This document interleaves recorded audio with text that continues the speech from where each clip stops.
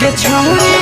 भोला बाबा से मंगभी कौन बारा दनवा गे छौड़ी भोला बाबा से मंगभी कौन बारा दनवा छौड़ा भोला बाबा से मंगबई डीजे बजावे वाला सजनवा छौड़ा भोला बाबा से मंगबई डीजे बजावे वाला सजनवा छौड़ी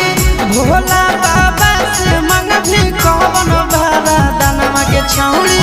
भोला बाबा से मंगभी कौन बारा दनवा छौड़ा भोला बाबा से मंगबई डीजे बजावे वाला सजनवा छौड़ा भोला बाबा से मंगबई डीजे बजा